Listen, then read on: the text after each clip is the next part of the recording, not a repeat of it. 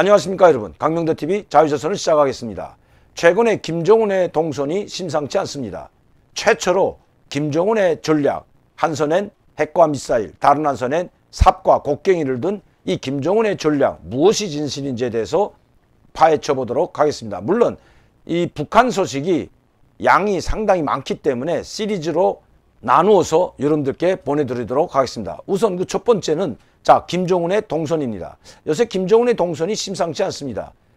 그럼 김정은이 최근에 약 열흘 동안 5번의 현지 지도를 한 모습을 영상으로 보시면서 설명을 해드리도록 하겠습니다. 김정은은 여기 보이는 것처럼 2월 27일 전국 초업당 비서대회를 개최하고 직접 개막식에서 연설까지 했습니다. 그리고 이틀에 걸쳐 이 초업당 비서대회를 직접 지도했습니다. 이 초업당 비서대회를 개최한 것은 벌써 두 번째인데요. 제2차 초업당 비서대회입니다. 이 2차 초업당 비서대회라는 것은 바로 김정은이 그동안에 당장의 정치국 회의, 당장의 정치국 확대회의와 당장의 전원회의를 비롯한 많은 중앙기관급 회의들을 지도하고 이제 그 마지막 단계로 북한에 있는 전국 초업당 비서 수만 명이 되는데 그중에서 핵심 초업당 비서들을 뽑아서 평양에서 약 12,000명이 모여서 초업당 대회를 열었습니다. 이것은 김정은의 지도력을 결속시키고 김정은의 지도력을 더욱 높이고 그리고 김정은 주의에 더욱 뭉치게 하기 위한, 결속하기 위한 그런 마지막 대회라고 해도 과언이 아니라는 것입니다. 지금 보시는 이 사진은 김정은이 2월 27일 전국 초업당 비서대회를 개최하고 있는 그 현장 사진입니다. 김정은이 직접 참여해서 여기에 지금 연설하고 있는 모습을 보이고 있는데요. 개회사를 하고 있는데 이 장소 보십시오. 약 2만여 명이 들어갈 수 있는 대규모 회의장으로 만든 것입니다. 바로 평양 대체육관이라고 하는 회의를, 가장 큰 규모의 회의를 할 수 있는 장소가 바로 이 대체육관입니다. 초업당 비서들만 약 12,000명이 넘었고 8,000명은 아마 그 관계 부문 내각이나 당 중앙 성원들이 아마 참여했을 것으로 보입니다. 이렇게 엄청난 규모의 초업당 비서 대회를 열었는데 그리고 개막식에서 개회사뿐만 아니라 폐막식에도 김정은은 참가했습니다. 연이어 이틀 동안이나 이 회의에 참가해서 지도를 했는데요. 김정은은 지금 오목한 시련이 우리 앞을 막아서고 있다. 이 오목한 도전과 난관을 극복하고 우리가 승리를 쟁취하냐 못하느냐는 바로 초업당 비서들의 어깨 위에 달려있다고 연설하는 모습입니다. 이렇게 대내 결속을 다지는 한편 김정은은 미사일 발사 현장들을 차례로 현지지도했습니다. 이 초업당 비서 대회 폐막식 이후에는 이들과 함께 기념 촬영을 했고 3월 3일이죠. 같은 날 기념 식수까지 했습니다. 이것이 평양시에 있는 어느 야산에서 기념 식수를 하고 있는 김정은의 모습입니다. 이 잠바를 입고 선글라스를 껐는데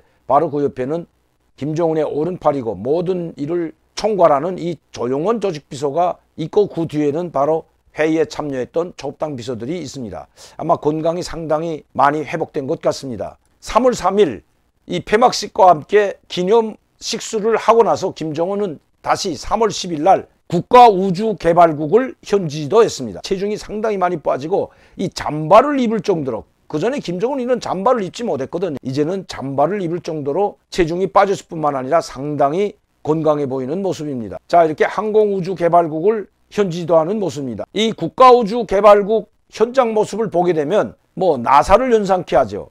이 사진들은 지금 북한에서 쌓아올린 2월 27일과 3월 5일 날 쌓아올렸던 종찰위성이라고 하는 그 위성에서 보내왔다는 그 사진을 지금 직접 보고 있는 것입니다. 이게 김정은이가 현재 여기 앉아있고 그 사진들을 직접 보고 있는데 어딘가 모르게 좀 흐릿하고 뿌연 것 같습니다. 그리고 진짜 이 사진들이 북한에서 쌓아올린 위성에서 보내온 것인지는 아직 좀 더 분석을 해봐야 된다는 것이 전문가들의 의견입니다.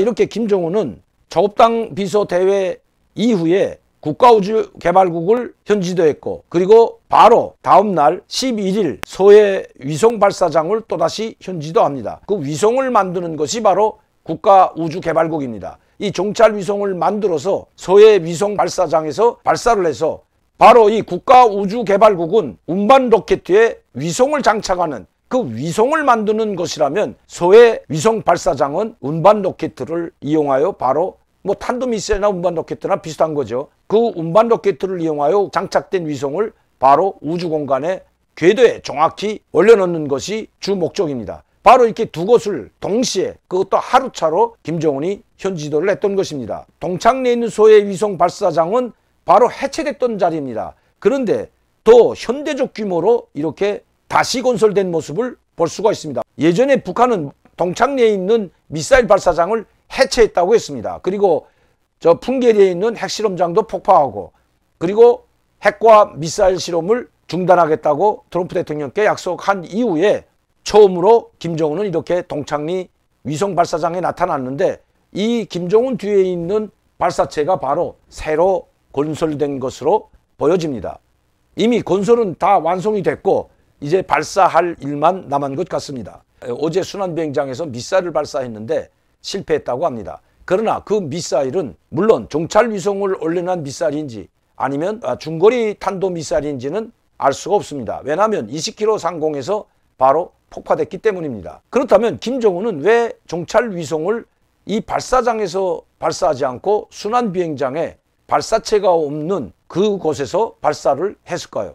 그것은 이미 실험 단계라고 볼 수가 있다는 것입니다. 이 발사장에서 발사하게 된다면 정확히 우주 공간에 정확한 궤도에 올려놓을 때는 바로 이 김정은이가 와 있는 동창리 서해 위성 발사장에서 발사할 것으로 보여집니다. 어제 발사한 것이 세 번째입니다. 그러나 28일과 3월 5일 날 발사한 탄도미사일, 즉 북한이 말하는 위성을 탑재한 이 발사체는 성공한 것으로 보입니다. 왜냐하면 우주 약 560km 상공까지, 두 번째 미사일은 620km까지 올라갔기 때문입니다. 그러나 정확한 우주 공간에 이 위성을 안착시키기 위해서는 약 1000km 이상까지 미사일을 발사해야 됩니다. 아마 동창리 이 미사일 발사장에서 발사할 때는 1000km에서 2000km 사이까지 아마 발사할 것으로 예측이 됩니다. 완벽하게 정찰위성이 됐던 그 어떤 과학위성이 됐던 북한이 목표로 하는 그 위성을 발사하게 된다면 아마 이 동창리 위성 발사장에서 발사할 것으로 보여집니다. 그 발사를 지금 북한에서는 4월 15일 이전에 이 서해 동창리 위성 발사장에서 발사한다는 계획을 가지고 있다고 합니다. 다음번 시간에 계속해서 북한에 왜 정찰위성을 발사하려고 하는지, 그리고 왜 김정은은 이 정찰위성에 올인하고 있는지 그 전략에 대해서 말씀드리도록 하겠습니다. 오늘도 강명대TV 자유조선을 시청해 주신 여러분들께 진심으로 감사를 드립니다. 많은 분들이 구독하고 시청할 수 있도록 전파를 부탁드립니다. 다음 이 시간에 다시 뵙겠습니다. 감사합니다.